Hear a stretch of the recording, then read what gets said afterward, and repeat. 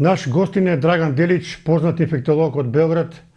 Докторе, многу ви благодарам што прифатите поканата да гостувате на нашата телевизија, а тема е секако неизбежна коронавирусот. Најпрво да ја прашам како сте? Хронично добро. Како е поминато ова коронавирус? Ви паднали тешко седење дома? Pa relativno ne, jer ja sam imao neki obavez da napišem neku biografiju jednog našeg akademika, da napišem neko poglavlje za pedijatriju i završio sam jednu svoju knjigu. Tako da je bilo vreme čitanja i pisanja. Вие имате напишено во вашата богата историја многу книги, многу научни трудови во врска со медицината, па би било добро еве да ги запознаеме нашите гледачи со вашето богато CV. Nisam vas razumeo. Велам, вие имате во вашата богата историја на работа многу напишано книги во врска со медицината.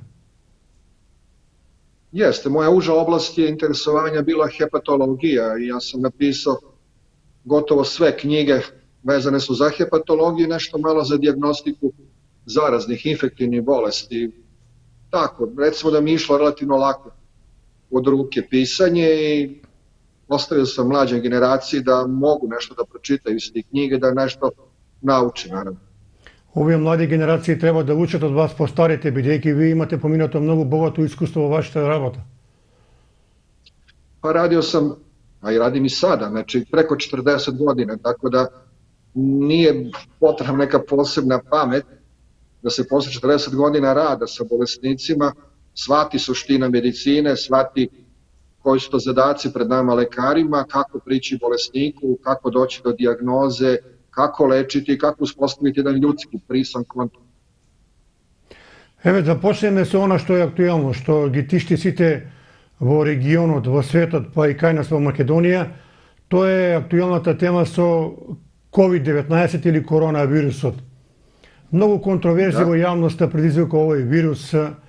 Меѓутоа, оно што е многу битно да ни кажете на почетокот, дали во овој момент вирусот ја губи својата вируленција? To ne može niko da kaže, znači to treba da kažu virusolozi i kliničari. Koliko ja znam, takva istraživanja nisu rađena, niti stepen reprodukcije, konkretno u Srbiji. Međutim, epidemija polako jenjava, to je neopsorno, jer svaka epidemija ima svoj početak, trajanje i svoj kraj. Koronavirus pripada pre svega sezonskim virusima, tako da treba očekivati smirivanje i postepeno gašenje. Međutim, virus kao virus će ostati na ovoj planeti. Mi u ovom trenutku znamo da oko 5000 virusa postoji u humanoj medicini. Od tih 5000, 70% su prešli iz životinjskog sveta, a u ovom trenutku u životinjskom svetu ima preko 320.000 različitih virusa. Znači, potrebno je vreme, to su obično godine i decenije, da virusi u životinjama, kod životinja naprave neke promene, neke mutacije, koji će virusu omogućiti da preskoči barijeru vrste i da pređe na čoveka.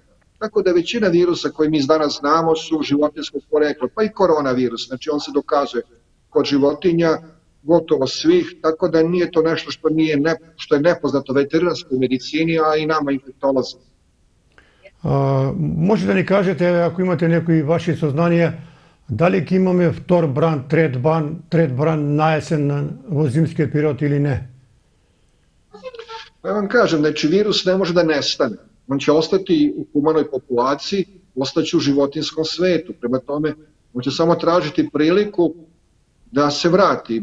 Tako da realno treba očekivati da taj virus ostane u humanoj medicini, u humanoj patologiji. A koliki će njegov značaj biti, sad to reći,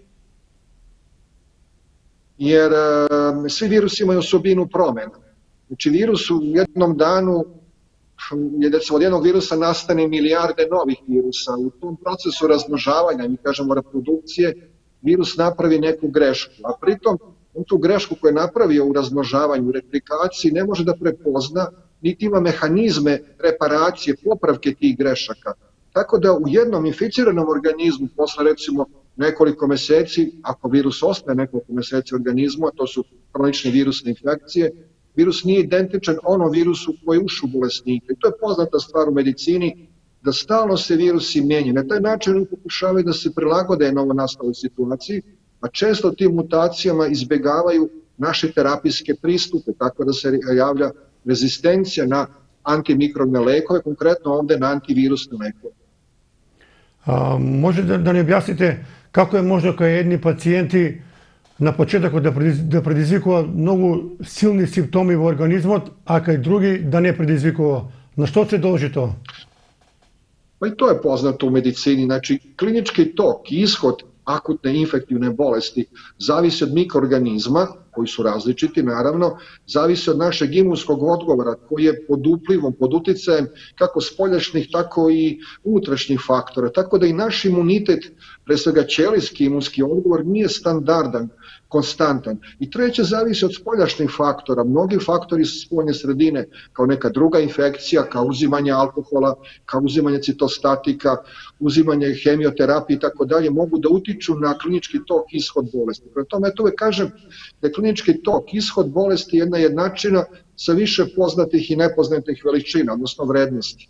Tako da je svaki bolesnik za priču i ono što mi danas takođe znamo, to je da se i mi ljudi razlikujemo. Početkom ovog milenijuma pročitan je naš genom. Mi danas znamo da u našem humanoj medicini populaciji ima oko 12 miliona polimorfizama, razlika u genetskom tom materijalu, u tom naslednoj supstanciji. Prema tome, ako ima u našoj populaciji 12 miliona polimorfizama, smatra se da 50 do 250 hiljada tih polimorfizama utiču na ishod bolesti, odnosno na lečenje kod bolesnika. Zato cela danas humana medicina, pa i infektologija se pomera ka personalizovanoj medicini, znači ja kažem u pojedinjenoj medicini, znači individualizacija, gdje lekar mora toliko puno toga da zna o bolesniku, da zna njegove faktore, takozvane bazalne faktore, to su faktori pre početka bolesti, a ti bazalni faktori su i genetski profil i njegova telesna masa i kako njegov imunitet, od čega boluje, koje rase i tako dalje, pol. I da su svih ti komponenti, takozvanih prediktivnih faktora, i možemo da kažemo ovaj bolesnik će imati lakšu formu, tešku formu.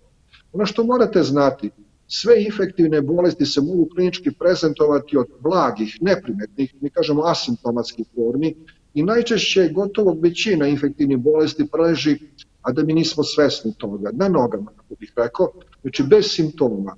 Drugi preleže sa kliničkim manifestacijama, ali te kliničke manifestacije može biti širok dijapazan.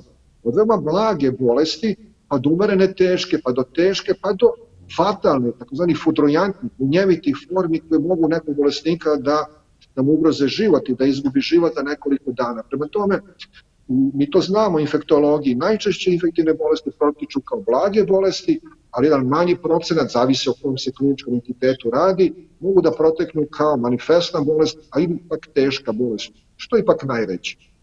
Konkretno kod korone to je oko 5% bolesnika imaju teži klinički tok bolesti. Би сакал да ја прашам, доколку овој вирус се врати во декември или јануари, дали ќе биде со иста сила како сега или ќе биде послаб? Pa pitanje koliko će se virus promeniti.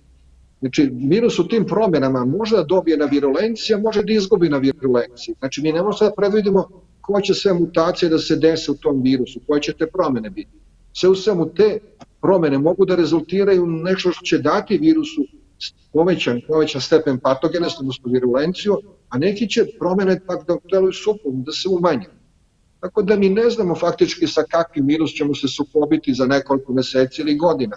I to je ta nepoznanica u infektologiji, što mi nikada ne znamo kako će neki klinički tok bolesti proći i kako će neka virusna infekcija kod određenih bolesnika takođe da proći. Doktoре, верите дека имунитетот е клучен фактор во оваа ситуација против коронавирусот. Еве, што препорачувате вие за имунитет? Znači, ne samo za koronavirus, znači imunitet zavisi za odbranom gotovo od svih virusnih infekcija. Mi kažemo kad je taj optimalni imunski odgovor, to ide ka izlečenju. Ako je slab imunski odgovor, pogotovo ćelijski imunski odgovor, ti virusi mogu da ostanu u nama u fazi latencije, mirovanja ili pa da daju hronične infekcije pojedinih organa, kao što su recimo hronični virusni hepatitisi B, C ili D ili E kod imunokompromitovanja. Prema tome, od toga sve, znači, veoma je složen taj mehanizam i naravno postoji još jedna mogućnost da imunski sistem bude previše jak, buran, tako da i to ne valja, jer kroz taj jak imunski odgovor odbrambeni naš odbrani sistem može da uništi vlastite ćelije. Tamo gde se nalaze virusi, recimo u pojedinim ćelijama, možemo da eliminišemo virus, ali uvijek ćemo napraviti citonizu, razaranje tih ćelija.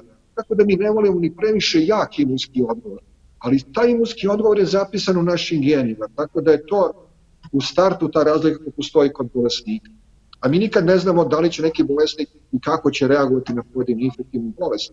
Što zahteva od infektologa veliku pažnju, iskustvo i kontrolu kliničke slike. Ja mojim studentima i lekarima uvek govorim da bolesnika moraju da prate. Znači ne možete da ostavite bolesnika i da ga ne pratite.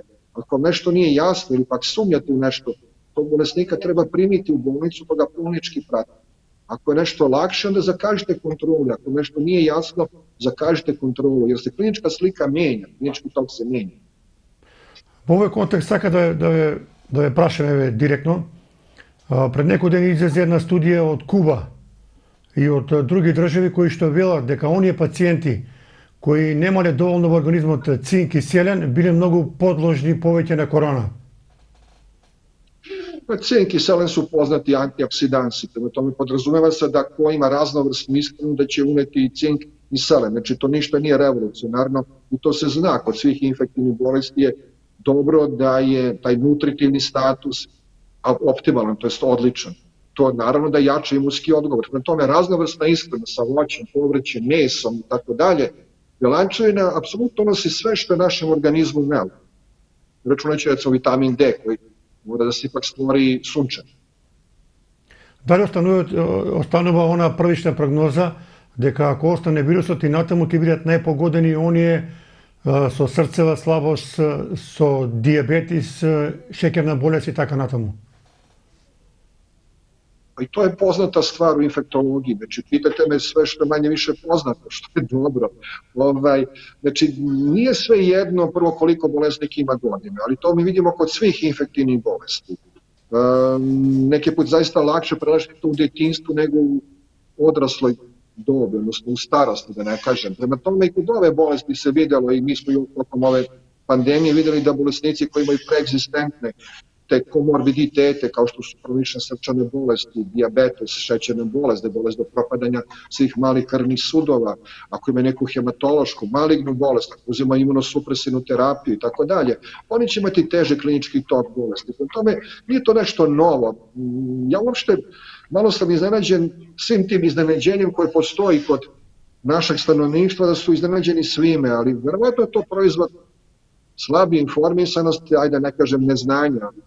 Očito i mi lekari moramo edukovati stanovništvo, više pričati pa koristiti ovakav način za edukaciju našeg stanovništva. Би сака да ве прашам да искористам оваа прилика за овие респиратори. Велат кога ќе остават пациентот на респиратор, многу се мали шансите да преживее. Дали може да се дојде до ситуација да пациентот не дојде на респиратор, односно да се прават сите комбинации да не дојде до таа последна варијанта во лечењето? Zavisi kad se bolesnik javi, sa kakvom simptomatologijom. Sigurno da bolesnik često kod nas, to je običaj neki, da se jave kasno, pokušavaju kod kuće da reše problem sa kućnom zalihom antibiotika ili antipiretika. Tako da oni čekaju kad počnu da kašlju, kad nemaju dah, kad počnu da se buše, da se jave lekaru, što je naravno velika greška. Zato ja uvek plediram da bolesnik ne bude svoj lekar, da ne konsultuje laike, nego da čim ima infektivni sindrom, znači kad ima povišenu temperaturu, kad ima malaksalost, bola u mišićima, glavobolju, povraća, ima tečne stolice, kašlje i tako dalje, da se javi odmah lekaru, ne treba sam sebe lečiti, jer tada se prave kardinalne greške. Znači respiratora, oni su zaista neophodni kod naših infektivnih bolesti i mi u našoj klinici imamo u jedinicu intenzivne nege sa respiratorima, učinjenica smo mi mnogima glavu snosili na taj način što smo ih relaksirali i priključili na aparat. Recimo, govorim o tetanusu, govorim o encefalitisu, upali mozga, bakterijskoj ili virusnoj upali mozga ili gljivičnoj. Na kraju, mnoge infektivne bolesti zahtevaju tu podršku tih vitalnih organa, kao što je kardiovaskularni sistem, kao što je recimo respiratorni sistem. Tako da postoji kriterijumi kad bolesnika treba uključiti na taj respirator.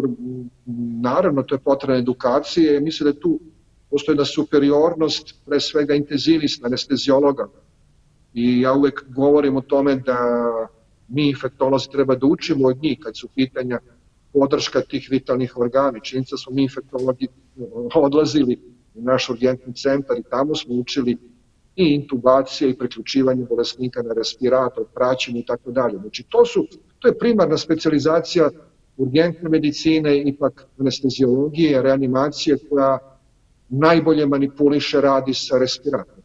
Mi infektolozi smo, kako bih rekao, u tome priučeni. Se pokažete kao onije pacijenti koji će biti stavljeni na respirator, imate mnogo malo šansi da preživijate. Pa znate šta, zavisi kakve su anatomske promene u plućima. Prve te obdukcije koje su rađene zaista ukazuju na veoma ozbiljna oštećenja alveola, tih plućnih mehurića. Prema tome, tu se razvija takozvani akutni respiratorni distres sindrom i mi smo znali da akutni respiratorni distres sindrom, to je taj najteži oblik oboljenja pluća, da je smrtnost preko 50%, s time što preko 60 različitih uzročnika daju akutni respiratorni distres sindrom. Između ostalog, evo vidite da je i koronavirus. Prema tome, to nije nešto što je nepoznato, mi to znamo i znamo da su taj bolesnici koji dođu do respiratora apsolutno neposredno ugroženi, pogotovo kad se radi o organskom oštećenju plućnog parenhima, plućnog tkiva.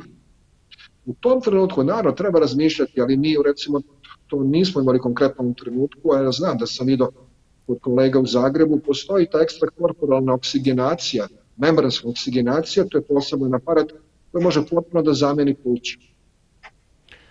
Što možda li kažete, hlorokinot se pokaže kako mnogo efikasen, pa duri vašiот колега францускиот лекар Дидиер Раул веќе го преминува во Франција и покажува одишни резултати. Во други земји hlorokinot не се прифаќа. Што мислите вие за hlorokinot? Pa lekovi su ozbiljna stvar, znači lekovi nisu bombone. Ja sam u tu privilegiju da učestvujem u kliničkim istraživanjima, međunarodnim kliničkim istraživanjima novih antivirusnih lekova i znam koliko je to veoma složen proces. Znači da bi neki lek ušao u korišćenje potrebno da prođe na 10 godina velikih istraživanja, prvo na životinjama, zatim prva, druga i treća klinička faza na ljudima, pa tek onda registracija i tek onda primjena i posle toga se prate lekovi i njihova efikasnost.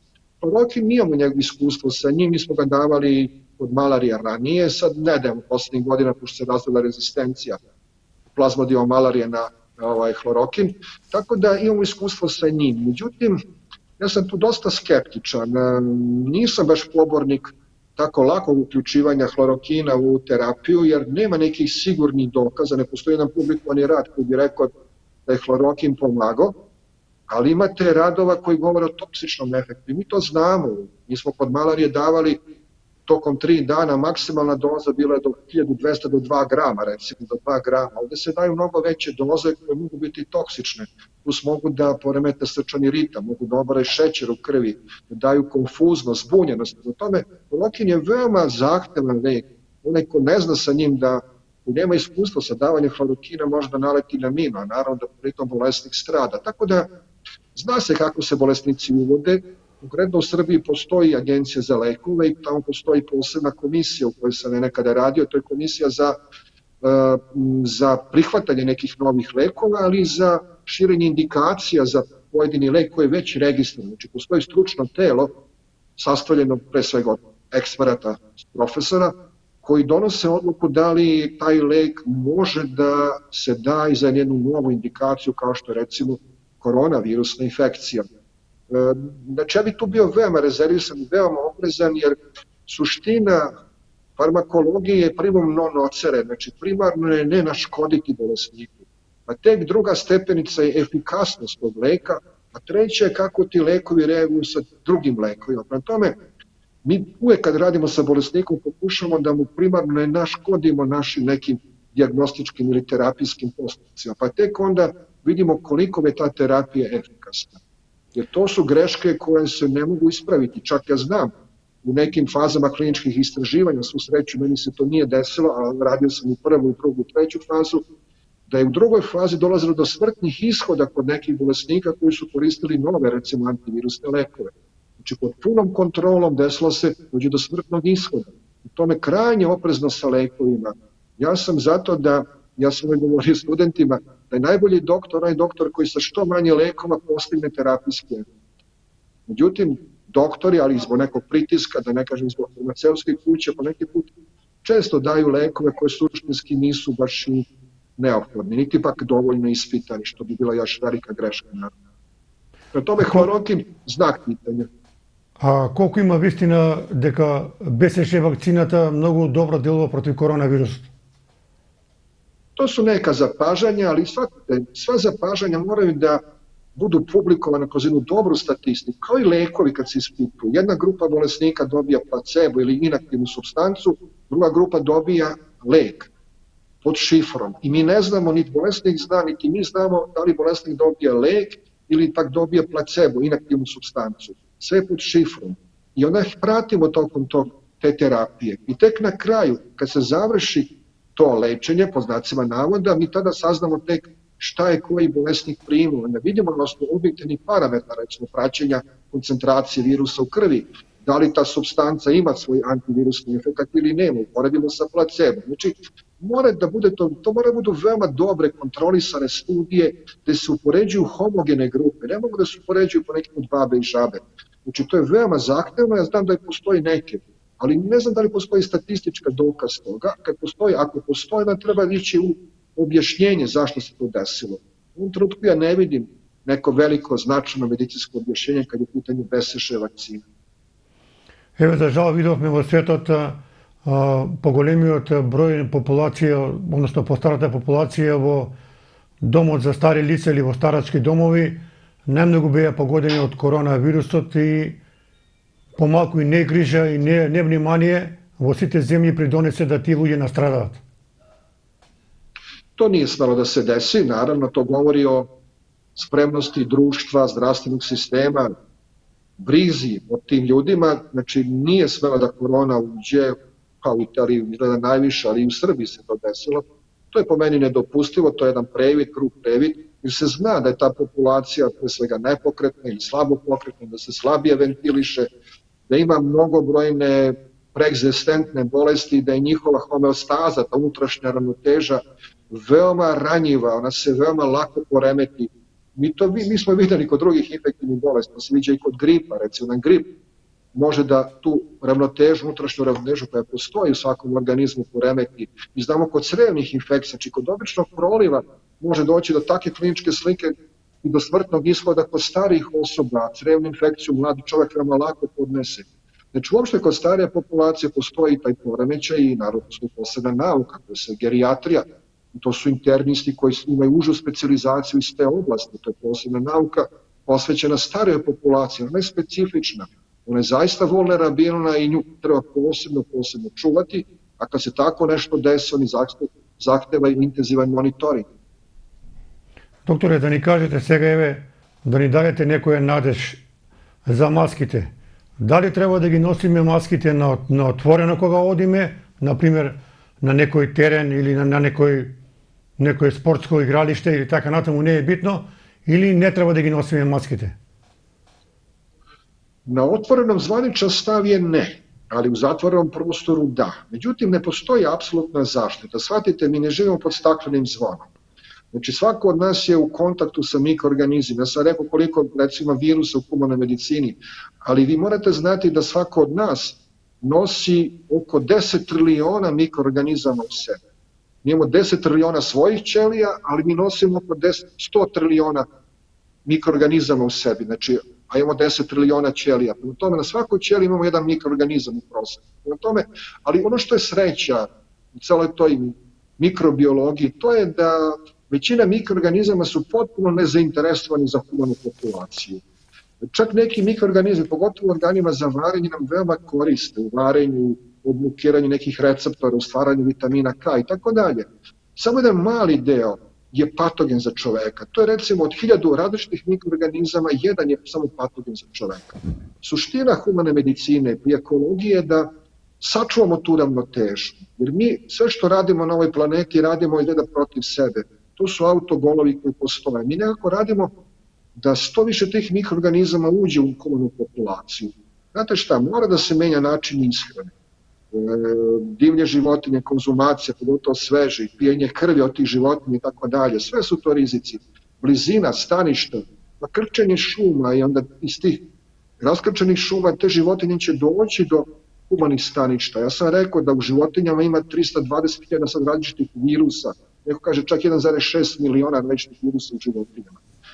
Znači, kontakt sa životinjama, upotrebe životinja, način ishrane, priprema hrane, voda, globalno otopljavanje koje će odgovarati insektima, pre svega komarcima.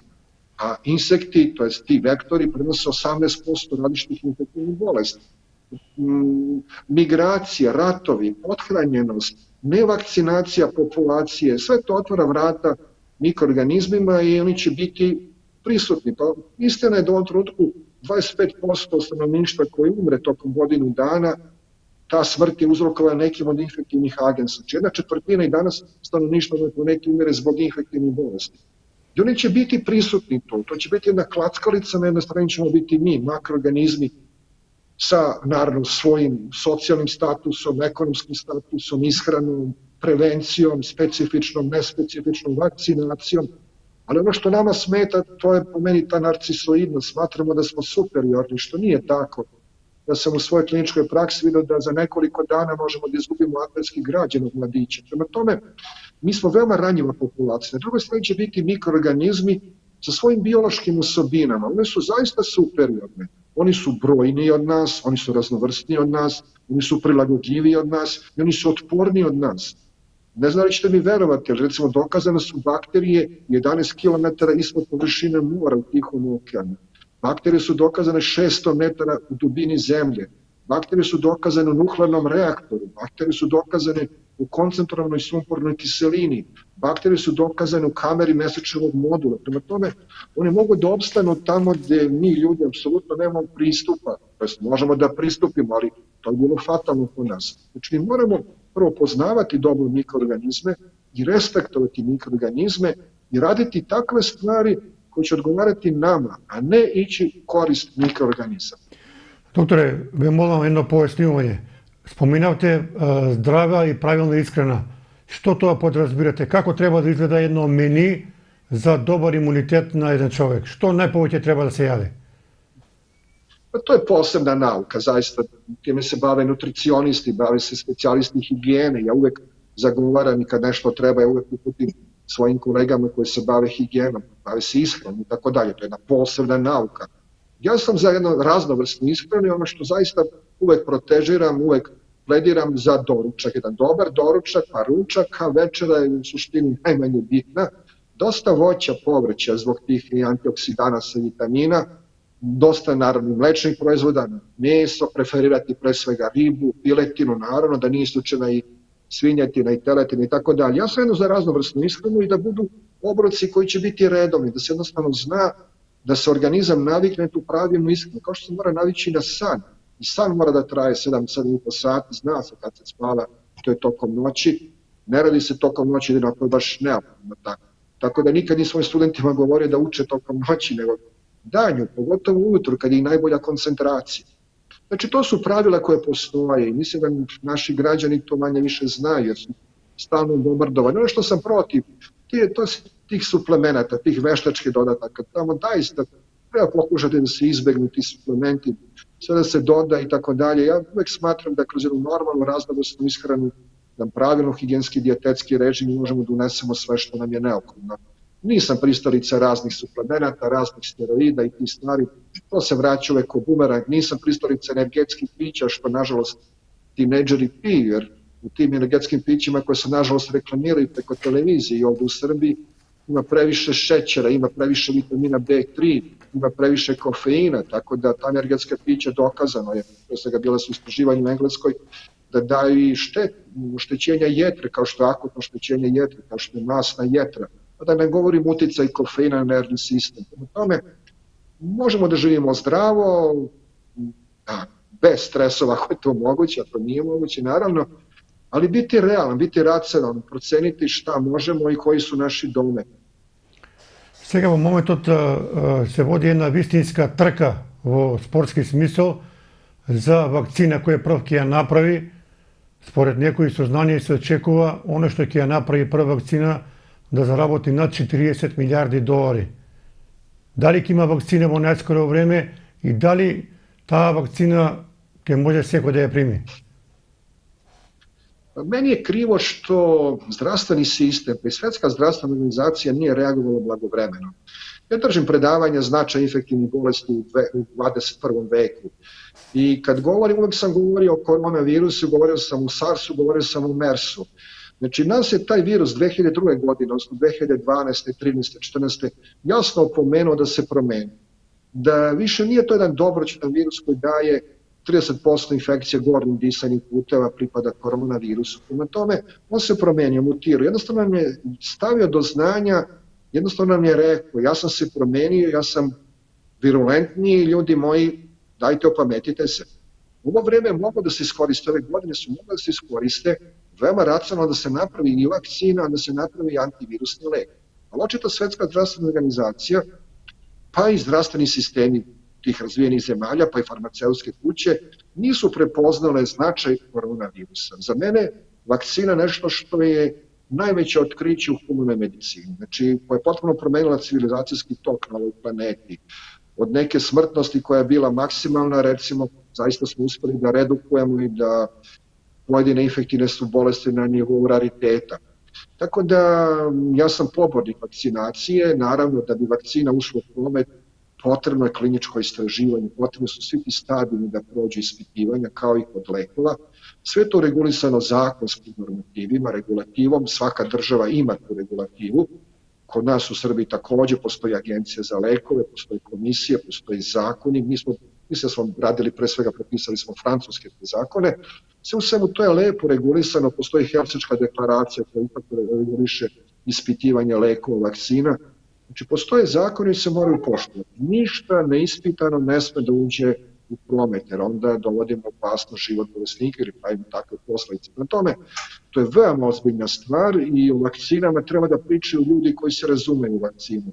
Ja sam veoma protiv toga i uvek sam bio veoma oštar prema kolegama koji nisu, recimo, infektolozi, pedijatri, virusolozi, mikrobiolozi, epidemiolozi, pa oni drugi specijalnosti, recimo hirurgije i tako dalje, preuzima sebi, ili psihijatar, preuzima sebi pravo da priča o vakcinama i značaju vakcine, pa čak i da govore protiv vakcinacije. Kao što ja, kao infektolog, nikad neću govoriti da li je trebala neka hirurška intervencija da se uradi, da li treba lečiti, sa čime lečiti depresiju kod psihijatrijskih bolesnika. Tako očekujem od kolega da svako govori u onoj oblasti za koju ima specijalizaciju, a još bolje ako ima još dužu specijalizaciju, koji ima višegodišnje iskustvo. I to zameram kolegama što se mešaju i što svi sve znaju, ali mi smo postali zemlja mudraca, sveznalica i eksperata mlađih od 30 godina, tako da ništa to nije neobično, ali to može biti kontraproduktivno, veoma pogubno po naše bolesnike. Докторе, сега оваа епидемија стимнува, меѓутоа се враќаме во нормалниот живот, а веќе излегуваат студии дека се јавува психолошка корона. Значи, луѓето веќе имаат проблеми со психа и со депресија. Pa eto, ja nisam iz te oblasti, tako da ne bi smeo da pričam o tome, ali to je sasvim očekivano, znači nije to nešto neobično. Čovjek se našao u jednoj novo nastaloj situaciji, nije bio obavešten blagovremeno, onda je video šta se dešava u Italiji, ovde su preko naše televizije prikazivali zaista neke scene koje nisu bile primere na televiziji, gde bolesnici leže po hodnicima i tako dalje, gde su polumrtvi ili pak mrtvi, što je naravno razvio na veliki strah kod mnogih, jer ljudi individualno reaguju i tu se razlikujemo u toj reakciji prema nekoj konkretnoj opasnosti. Za neko je to stimulativno da se brani, za nekoga to može biti pasivno, da se preda i tako dalje, ili da uđe u neku psihozu. Ali naravno, to pričate sa psihijatrijom, odnosno psiholozima. Za mene je to sasvim očekivano. Možda smo to pričali ranije o tome, o koronavirusu, da smo možda ranije ukazivali na problem te infekcije. Možda bi bilo zaista manje problema i kod stanovništva. Ili uopšte treba pričati o značaju infektivne bolesti kod bolesnika. Jer vidite, za mene nije dilema da li će biti infektivne patologije. Sve dok bude makroorganizama, čoveka, životinja, pa i biljaka, bit će i mikroorganizama, pre svega virusa, naravno i bakterija. To će biti stalna jedna borba i naše stanovništvo mora da zna da mi plivamo u jednom mikrobnom moru, da živimo u svetu mikroorganizama, da 80% biomase na ovoj planeti čine mikroorganizmi, ne makroorganizmi koje vidimo golim okom, nego mikroorganizmi. To je realnost. Moramo edukovati naše stanovništvo, ali pre svega u smislu upoznavanja sa tim nekim činjenicama i prevencije, znači preventivne mere. Od pranja ruku do spremanja hrane, čuvanja hrane, načina ishrane i tako dalje, kontakata, pa zato što imate veliki broj seksualnih prenosivih bolesti, znači neki virusi, neki bakteri se prenose i seksualnim putem, znate, i HIV, i hepatitis i tako dalje, gonoreja, sifilis se polako vraća na scenu, nažalost. Svemu tome treba govoriti. Prvo su mikroorganizma putem transfuzija krvi ili derivata krvi, što takođe je realnost.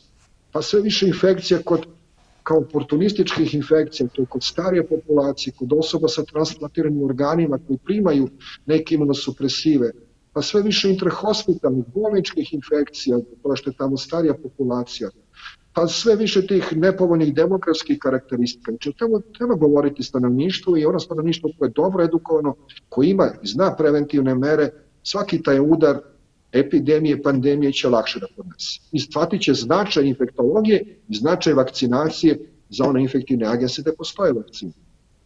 Da li korona se prenesu po seksualnom pati ili ne? Pa dokazano je da je u telesnoj tečnosti, u spermi i tako dalje, ali ja mislim da to nije način prenosa. On ipak pripada jednoj drugoj grupi virusa koji se prenose kapljičnim putem. Seksualnim putem se prenose HIV, hepatitis B, hepatitis C, naravno razne bakterije i tako dalje, ali ne i korona. Znači korona nema od epidemiološkog značaja taj način. Recimo kod Zika virusne infekcije koja je bila aktualna pre koju godinu, dokazano da se prenosi seksualnim putem. Kod nekih hemoragičnih groznica takođe je dokazano da se prenosi seksualnim putem. Еве, кажете ни, како вие го објаснувате тој феномен, овие богати западноевропски држави доживеа вистинско фијаско со коронавирусот, Италија, Шпанија, Франција, дори сега Италија бара над 30 милиарди евра да финансира во здравство, оно така наречено јавно здравство, а оние земји подкомунистички многу подобро поминаа со коронавирусот. Каде гледате вие тука разлика? Da, ispričat ću vam jednu anegdotu, ajde toga sam se setio. Ne znam pre koje godine bio sam direktno uključen u Dnevnik u studiju i tada su me pitali kako se Jugoslavija izborila sa variolom 1972. godine, toga se vjerojatno i vi sećate. Ja sam samo rekao dve rečenice. Prvo, to je tada bio dobar zdravstveni sistem i bila je dobro organizovana, čvrsta organizovana država. Prema tome, činjenica je da zdravstveni sistem u Jugoslaviji, bivšo od 70. i 80. godina, je bio dobar zdravstveni sistem. Ja znam, tada u to vreme čak su dolazili stručnjaci socijalne medicine, pre svega iz skandinavskih zemalja, da prouče naš zdravstveni sistem sa domima zdravlja, sa tom prevencijom, sa vakcinacijom koja se sprovodila skoro 100% i tako dalje. Znači, činjenica da imamo u pamćenju, na kraju mi smo deca tog sistema i mi smo edukovani u to vreme i mi smo prihvatili te nadzore, pre svega vezanosti za bolesnika, posvećenosti bolesniku, naše bolnice su tako orijentisane. U ovim zapadnim zemljama sve to manje više prešlo privatni sektor, nemam ništa protiv privatnog sektora, naravno, on je deo ovog sistema, ali glavno težište nosi državno zdravstvo. To se pokazalo, oni koji su imali državno zdravstvo, dobro organizovano državno zdravstvo i dobro organizovanu vlast i dobre te krizne štabove, stručnjaki i tako dalje su najbolje prošli. Докторе, дали е веќе време да се опаметиме еднаш и да се вратиме на природата, да ја почитуваме, затоа што природата веќе ни дава повеќе пати жолти картони. Следниот пат се плашам да не биде црвен картон. U pravu ste, ja sam to govorio za koronavirus, da nam je on dao 2 puta žuti karton i sad je crveni karton. I plus ono što meni sad smeta, sad svi govore o pobedi, ja govorim o porazu, ovo je poraz humane civilizacije, to je naše civilizacije. Ovo nije smelo da se desi, ili ako se desilo, morali su da budu mnogo manje cene, znači moglo sve to bolje da se apsolvira kao medicinski, kao humani problem. Ovo je jedan veliki poraz, nikako pobeda, kada vam umru 100.000 ljudi na ovoj planeti, kada ekonomija bude na kolenima i tako dalje, govori se o pobedi. To je pirova pobeda, još jedna takva pobeda i nas neće biti. Prema tome, moramo se zaista pometiti, ali svako od nas pojedinačno, ali moraju i zdravstveni sistemi i države da shvate da moraju da ulažu u zdravstvo. Zdravstveni sistem, bar kod nas govore da je besplatan, što je za mene glupost. Zdravstveni sistem je veoma skup sistem iz mnogo razloga i zbog skupe dijagnostike, zbog skupe terapije. Najjeftiniji je kadar u medicini, bar u ovim našem regionu. Prema tome, zdravstveni sistem je veoma skup sistem, ali on je jedan od stubova svakog zdravorazumskog društva. Po meni postoje samo 3 stuba u svako društvo. To je zdravlje populacije, to je reprodukcija. Ako nemate obnovu stanovništva, propadate kao država. I treće, to je obrazovanje. I sve dok države ne shvate da je zdravlje jedan od nosećih stubova svakog društva, mislim da će nam biti loše. Znači, moraju da se odvajaju mnogo više novca za zdravstvo, da ne kažem mnogo manje para za neke druge oblasti, koje su, mislim, po meni nisu efemerne, ali su manje značajne. U tome, dok se to ne shvati, neće biti problem. Značajno problem. Мора да го искористиме во ваше присуство да поразговараме. Сега е сезона и така наречен западен Нил, она болест преку комарци, и може да ни дадете еден совет на нашите гледачи како да се однесуваат и за вториот сегмент од овие крлежи, односно крпели, ако ве каснат. Što tiče West Nile i groznice zapadnog Nila, mi smo je prvi put dokazali u Srbiji 2012. godine. Međutim, to je poznat virus, on je otkriven daleke 1937. godine, baš u Africi, uz reku Zapadni Nil, kod migratornih ptica. Ja sam uvek govorio da su potrebni neki preduslovi da se stvore, da se i kod nas ta infekcija pojavi. Ona je bila 95. godine u Rumuniji, po toj logici zašto ne bi bila i u Srbiji ili u Makedoniji, tako dalje. Jer šta je potrebno? Postoji virus, postoje migratorne ptice koje su domaćini, primarno domaćini za virus Zapadnog Nila, mada su gotovo sve životinje, čak su dokazali taj virus i kod aligatora, kod krokodila, kod guštara, kod gotovo svih životinja. Ali pre svega kod ptica, on dugo traje ta virenje, dugo prisustvo tog virusa u krvi kod tih ptica. Prema tome, te migratorne ptice dođu kod nas, imate vodene površine, imate komarce koji sa ptica prenose to na čoveka. U tome to je transmisija koja je neophodna. Znači, potrebno je da se uslovi stvore. Prisustvo virusa, migratorne ptice, vodene površine i komarci naši domaći koji sišu krv kako pticama, tako i nama. I peti bio je uslov, naravno, da mi razvijemo dijagnostiku. Ja kažem da je ta infekcija bila i ranije prisutna u Srbiji, jer smo tokom leta uvek imali upale mozga gde nismo dokazali šta je uzročnik. To su bili encefalitis, upale mozga sa bistrom, cerebrospinalnom tečnošću ili likvorom.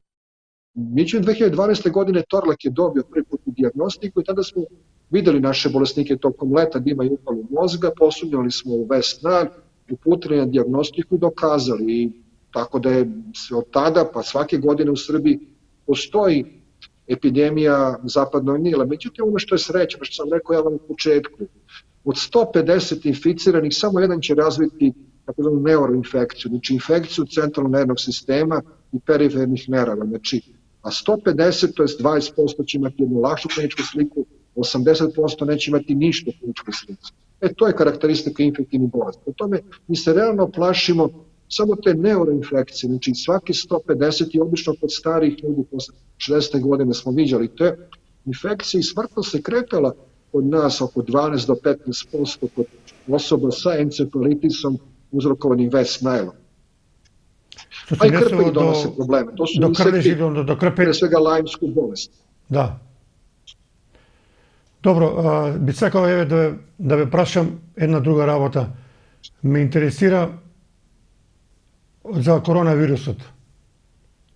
Дали постои некоја најава дека вакцината нема да биде толку важна во овие моменти, туку ќе се најде некој лек да го спречи вирусот?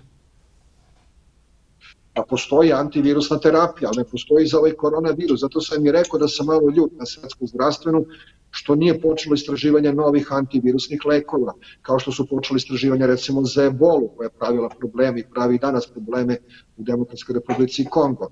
To je teška hemoragična groznica sa smrtnošću koja se kreće preko 50%. U tome trebalo je tada reagovati i stvoriti novi antivirusni lek. Kome bi davali? Pa oni koji dobiju kliničku sliku i gde se plašimo da će razviti težu kliničku formu. Na tome taj antivirusni lek ima svoje mesto. Kao što mi recimo kod gripa dajemo oseltamivir, Tamiflu, poznati recimo kao antivirusni lek protiv virusa gripa. I veoma je lepo, to je veoma je komfortno nama kliničarima kad imamo neku antivirusnu terapiju, u kauzalnu terapiju, tako da možemo da sprečimo razvoj težih formi tog oboljenja. Zašto to nije urađeno, to je velika. Doktore, ono što je najvažno, da li човечки od svetke se opameti posle ova pandemije na koronavirusu, da li svesta će biti mnogo pogoljama kaj sekoj nas pojedinačno? Pa ja mogu da govorim samo za sebe, da sam se opametio čim sam počeo da radim infektologiju, kad sam vidio šta se dešava sa bolesnicima. Da li će se sve to pametiti? Pa znate šta, mi smo narod koji brzo zaboravlja, imamo kratko pamćenje. Tako da dosta to podleže procesu zaboravljanja i kad ovo sve prođe, počinjemo od početka. To je naša karakteristika, to je neki naš mentalni sklop, neko bežanje od stvarnosti, od realnosti, u stilu lako ćemo. Međutim, to lako ćemo uvek nas skupo košta. Tu je zadatak struke, infektologa, virusologa, epidemiologa, tih preventivnih grana koji moraju dobiju na većem značaju. Danas ipak pre svega svi teže hirurgi, interno i pedijatri i tako dalje, mladi lekari, a zaboravlja se koliki je značaj preventivnih grana. One su na neki način podcenjene i sad se to vraća kao bumerang, da nemamo dovoljno epidemiologa, da nemamo dovoljno dijagnostike i da pokušamo taj problem da rešimo tokom same epidemije, odnosno pandemije, što je naravno, platit ćemo cenu svemu tome. To je nepripremljenost i kadrovskog. Много се сега родители исплашени од појавувањето на така наречениот коксаки вирус. Еве да кажете за нашите гледачи каков е тој вирус, опасен ли е за најмладата популација? Pa to isto pripada jednoj dobroćudnoj grupi virusa, kako bih rekao, to je vezano za letnje meseci i za jesen, znači tek malo kasnije. Koksaki virus daje dosta šarenu kliničku sliku, znači kao je recimo i adenovirus i tako dalje. Znači koksaki možda prođe, najčešće prođe kao asimptomatska infekcija. Međutim, koksaki možda prođe kao herpangina sa aftama, sa malim ulceracijama koje se viđaju na nepcu, na tvrdom nepcu i na nepčevim lukovima. Možda prođe kao borhomska bolest, upola mišića, možda prođe kao virusni meningitis, kao dobroćudna, može kao diarelni sindrom. Ja sam imao tu sreću pa sam dokazao recimo koksaki B4 hepatitis, znači akutno oštećenje jetre sa koksaki B4 serotipom. Na tome on daje sve i svašta, ono čega se mi realno plašimo, znači može i pneumonije i tako dalje, da ne govorim šta sve daje koksaki, ali ono čega se mi realno plašimo, to su koksaki miokarditis, znači upala srčanog mišića i to je nešto što apsolvira kardiolog, ne infektolog. Znači svaka febrilnost, posle toga jedna malaksavost, stezanje iza grudne kosti, lupanje srca, poskakanje srca, posle te infekcije zaista treba da se uputi kardiologu. Međutim, ne postoji antivirusna terapija za koksaki virus, nažalost. Doktore, ono što je mnogo važno, što ne sите nas interesira, еве гледам кај вас во Србија се враќа публиката на стадионите. Дозволено е до 500 луѓе да се дружат на еден настан. Дали ќе имаме нормален живот кој подразбира свадби, дружење, веселби и така натаму? Život se vraća polako. Ja sam za jedan postepen vraćanje. Mislim da neke mere su malo ishitrene i pitanje šta stoji iz tih mera, ali da ne govorimo o teoriji neke zavere.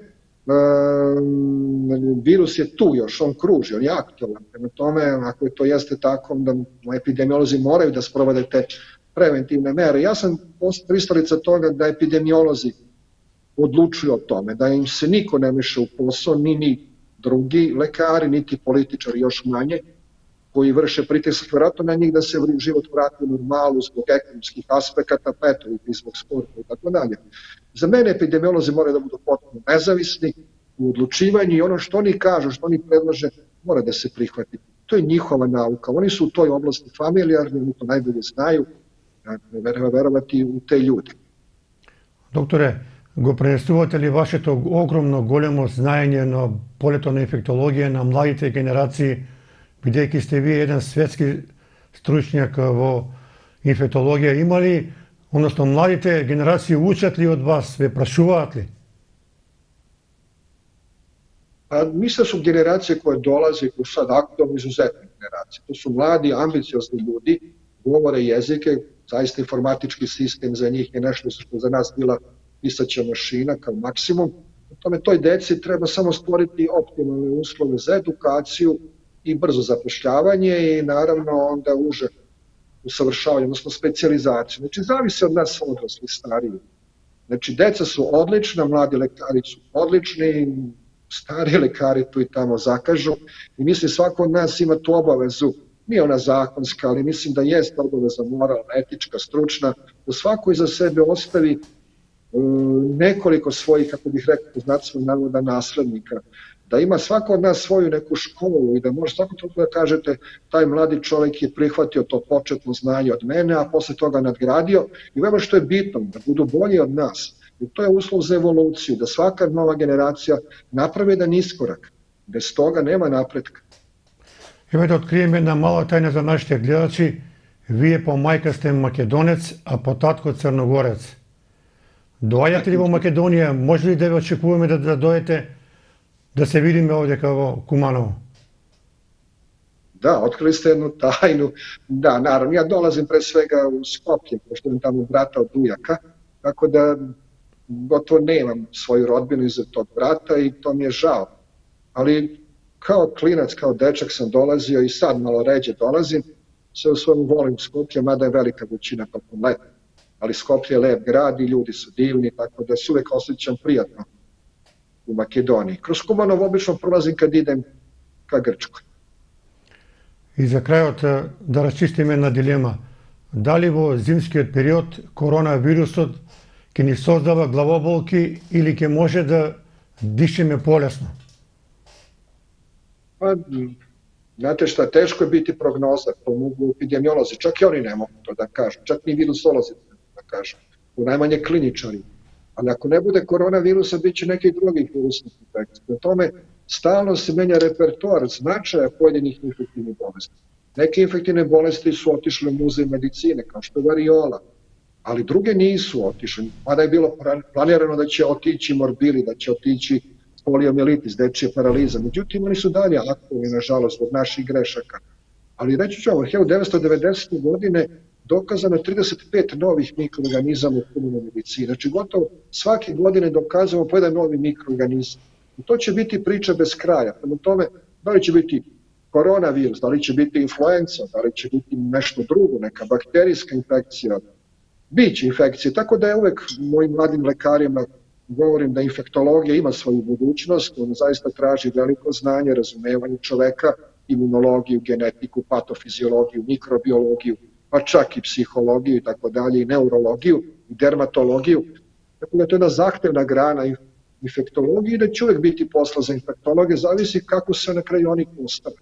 Ako beže od posla, posla neće biti, ali ako budu aktivni, proaktivni, ako učestvuju sa kolegama u timovima, ja sad sve više verujem u timski rad, jer u pitanju humana medicina, da jedna specijalnost ne može da reši sve probleme.